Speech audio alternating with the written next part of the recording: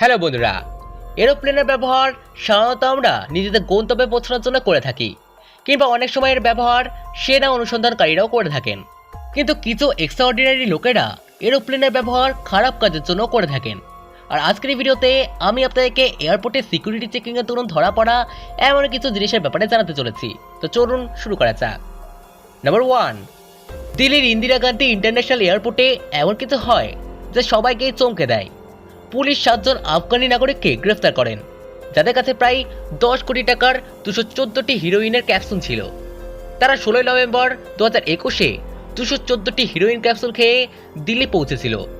যখনই তারা দিল্লির আইজিআই এয়ারপোর্টে পৌঁছায়, তখন কাস্টম বিভাগের তাদের উপরে সন্দেহ হয়, তাই তাদেরকে ধরে এক্স রে করা হয়। তখন বিভাগের হুঁশ উড়ে যায়, তাদের পেটে ক্যাপসুলের মতো জিনিস দেখা যায়। বিভাগ তৎক্ষণাৎ পেট থেকে ক্যাপসুল বার করার জন্য ডাক্তারদেরকে ডাকে। ডাক্তারদের সাহায্যে তাদের পেট থেকে 214টি ক্যাপসুল বার করা হয়। কাস্টম বিভাগ দেখে যে সেই ক্যাপসুলে হিরোইন ছিল। পাওয়া যাওয়া ক্যাপসুলের দাম প্রায় 10 কোটি টাকা ছিল। এই যাত্রীরা 16 নভেম্বর 2019-এ দিল্লিতে আফগানিস্তানের কান্দার থেকে এসেছিলেন। নাম্বার 2, বন্ধুরা, মায়ামি এয়ারপোর্টে একজন মানুষ ধরা পড়ে, আর তার কাছে ছিল 20টি সাপ। হ্যাঁ, ঠিকই শুনেছেন আপনি, এই লোকটি 20টি সাপ নিয়ে নিজের যাত্রা করছিল। তো তখন তার পকেট থেকে টাকা পয়সা তো না, কিন্তু ছোট ছোট কচ্ছপ বরামদ করা হয়। এখন হয়তো আপনারা ভাবছেন যে সাপ নিয়ে এই লোকটি কি করতে যাচ্ছিল। আমরা সকলেই জানি যে সাপের বিষ কতটা বিষাক্ত, আর কোথাও না কোথাও সেটা দিয়ে ওষুধও তৈরি করা হয়।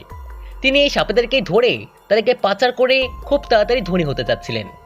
কিন্তু এদের ভাগ্যে ধনী হওয়া না, বরং জেলের 4 দেয়ালে পেছনে যাওয়া লেখা ছিল। তো তাদের সাথে তাই হয়। নাম্বার 3, জানোয়ারদের পাচার বর্তমানে খুবই সাধারণ হয়ে গেছে। বর্তমানে যে কেউই এই জানোয়ারদের পাচার করে পয়সা কামাতে লেগে রয়েছে। শুধু ব্যাপারীদের কথাই আর কি বলা যাবে, যখন কি পড়াশোনা করা বৈজ্ঞানিকেরাও এই অবলাদের সুযোগ লাগাচ্ছে। হ্যাঁ, ঠিকই শুনেছেন, চলুন আপনাদেরকে জানাই এক বৈজ্ঞানিকের ক্রিয়াকলাপ। এই বৈজ্ঞানিক সামুদ্রিক জানোয়ার সিলের কাটা মাথা নিয়ে এরোপ্লেনে করে সফর করতে যাচ্ছিলেন। কাস্টম চেকিংয়ের দরুন এক্স রে মেশিনে এই কথাটা ধরা পড়ে যায়, আর তারপর আর কি শেষ পর্যন্ত তাকে পুলিশ ধরে নিয়ে গেল।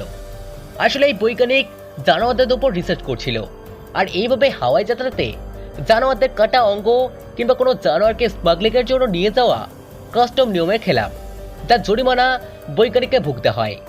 সেই বৈজ্ঞানিককে প্রায় 2 লক্ষ টাকা জরিমানা দিতে হয়, আর তার উড়ান রদ করে দেওয়া হয়। নাম্বার 4, বন্ধুরা, এই ঘটনাটি শুনে তো আপনারা রীতিমতো অবাকই হয়ে যাবেন।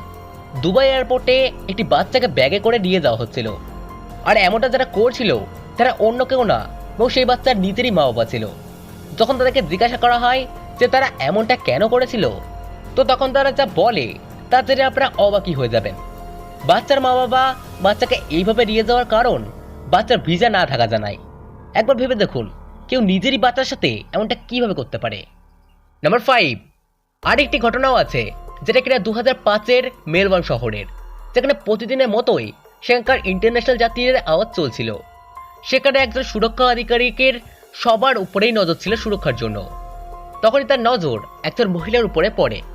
এই সুরক্ষা আধিকারিকদের এই মহিলার স্কার্ট একটু অদ্ভুত মনে হচ্ছিল, পাশাপাশি তার হাঁটা চলাও ঠিক লাগছিল না। যখন এই মহিলার একজন মহিলা সুরক্ষাকারী চেকিং করে, তখন অফিসার অবাক হয়ে যান। সেই মহিলার স্কার্টে 51টি ট্রপিক্যাল মাছ ছিল, যাকে তিনি স্মাগলিং করে নিয়ে যাচ্ছিলেন। সেই মহিলাকে তৎক্ষণাৎ গ্রেফতার করে নেওয়া হয়। নাম্বার 6, এরা তো আপনারা সকলেই জানেন যে হাওয়াই যাত্রাতে একটি ছোট্ট হাতিয়ারও নিয়ে যাওয়া অসম্ভব। কিন্তু আজ পর্যন্ত যতবার সিকিউরিটি চেকিং করা হয়েছে, তার মধ্যে কাস্টমে সবচেয়ে বেশি যা পাওয়া গেছে সেটা হলো হাতিয়ার, অবৈধ হাতিয়ার। একটি ভুল সেনা সৈনিকেরও হয়, সে নিজের ব্যাগে নিজের হাতিয়ার বিনা তথ্য সংগ্রহ করে রেখে দেয়, যার পরিণামে যখন কাস্টমের আধিকারিকদের দ্বারা চেকিং করা হয়, তখন তাকেই গ্রেফতার করে নেওয়া হয়। পরে সৈনিককে ছেড়ে তো দেওয়া হয়, কিন্তু এর থেকে এটাই বোঝা যায় যে কোনো ধরনের হাতিয়ার রাখা বর্জিত। নাম্বার 7, ইন্ডোর দুবাই ইন্ডোরে শুরু হওয়া ফ্লাইটে যাত্রীদের কাছে কাস্টম আধিকারিকদের তথ্যের অভাব পরিষ্কারভাবে চোখে পড়ছিল। এক রাতে দুবাই থেকে ইন্দোরে আসা ফ্লাইটে যাত্রীদের যখন কাস্টম বিভাগের টিম দ্বারা সামান্য চেকিং করা হয়, তখন এতে 3 জন যাত্রীদের কাছে ঠিক করা সীমার চেয়ে বেশি মদ পাওয়া যায়।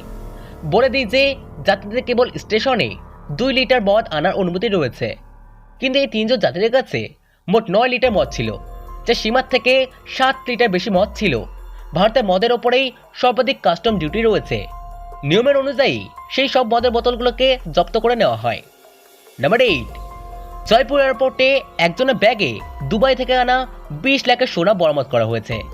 500 গ্রাম সোনা রেকটমে লুকিয়ে এনেছিল যাত্রী। জয়পুর এয়ারপোর্টে কাস্টম বিভাগের দ্বারা সোনা পাচারের আরোপে একজন যাত্রীকে গ্রেফতার করা হয়। ধরা পড়া যাত্রী দুবাই থেকে জয়পুরে এসেছিল। কাস্টম বিভাগের লোকেদের মতে, যখন তারা সন্দেহভাবে সেই লোকটিকে চেকিং করে, তখন তার কাছ থেকে সোনা পাওয়া যায়, যাকে সে লিকুইড শেপে বদলে রেকটমে লুকিয়ে জয়পুর এনেছিল। নাম্বার 9, চায়না এয়ারপোর্টে মেটাল ডিটেক্টরের সাহায্যে একটি ছেলে ধরা পড়ে। সে একটি 54টি আইফোন পাচার করে অন্য জায়গায় নিয়ে যাচ্ছিল। সে হয়তোবা ভেবেছিল যে এগুলোকে অন্য শহরে নিয়ে গিয়ে উঁচু দামে বেচবে, কিন্তু হয়ে গেল উল্টো। মানে একটা দুটো আইফোন হলে বোঝা যায়, তবে পুরো 54টি আইফোন, মানে সে তো আইফোন দিয়ে পুরো একটা জামাই বানিয়ে ফেলে। ভোগ এবার সাজা।